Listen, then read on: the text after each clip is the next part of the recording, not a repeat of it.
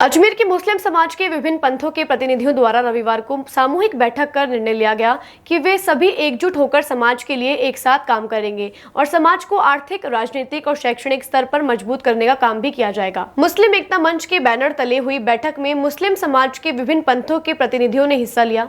सभी ने इस बात पर जोर दिया कि वर्तमान हालातों को ध्यान में रखते हुए सभी को एकजुट होकर अपने धार्मिक मामलों को अलग रखकर सामाजिक एकता का मुजाहरा करने की जरूरत है। मुस्लिम समाज आजादी के बाद से पिछड़ता चला आ रहा है। उसकी मुख्य वजह यह है कि समाज अलग अलग मजहबी मामलों को लेकर बिखर गया और अपने सामाजिक मामलों को भूल गया, जिसकी वजह से मुस्लिम समाज आर्थिक, राजनीतिक और शैक्षणिक स्तर पर निचले पायदान पर पहुंच गया है। ऐसे में अब सभी को इस पर गौर व फिक्र करते हुए सामूहिक एकता का परिचय देना होगा, ताकि आने वाले समय में मुस्लिम समाज मुख्य धारा का हिस्सा बनकर विकास के पथ पर अग्रसर हो सके। वक्ताओं ने कहा कि राजनीतिक तौर पर भी समाज में चेतना की आवश्यकता है, इसलिए सभी को एकजुट होकर सामूहिक निर्णय लेने होंगे जो कि समाज को मजबूत करेंगे। और सभी पंथों के प्रतिनिधियों ने कहा कि अब अजमेर से यह तय किया जा रहा है कि मुस्लिम समाज के सभी पंथ के प्रतिनिधि मिलकर समाज मजबूत करने के लिए एकजुट रहेंगे। जब भी कहीं जरूरत होगी सभी साथ खड़े रहेंगे।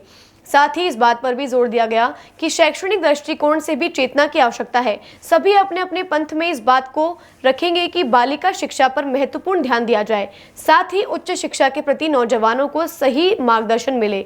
इसके साथ सभी सामूहिक रूप से एक दूसरे की मदद करेंगे।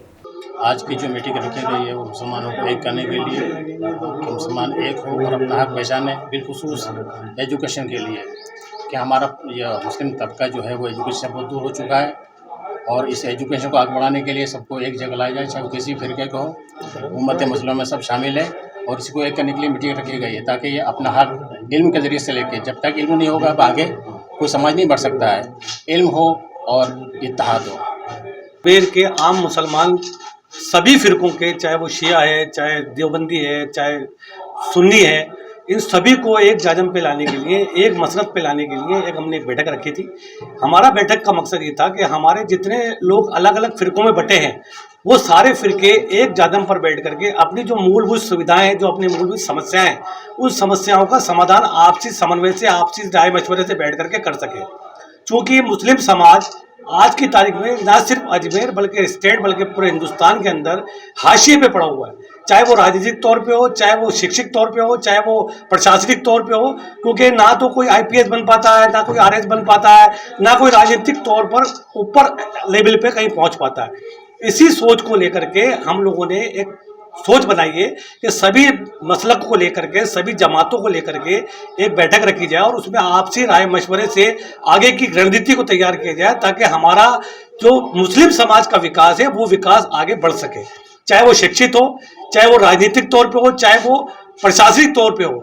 हम जब तक शिक्षित नहीं होंगे हम आगे किसी भी फील्ड के अंदर अपना योगदान नहीं दे सकते।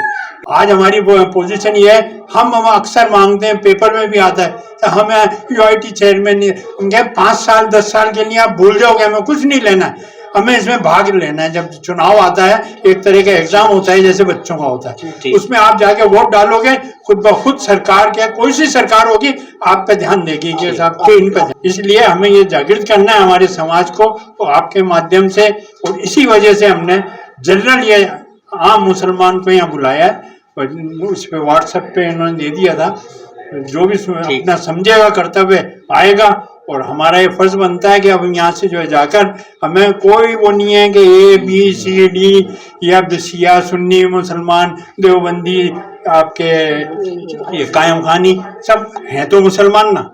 आपका वोट डालने तो जाएं, वोट डालने जाएंगे तो अपने आप सब मिल जाए।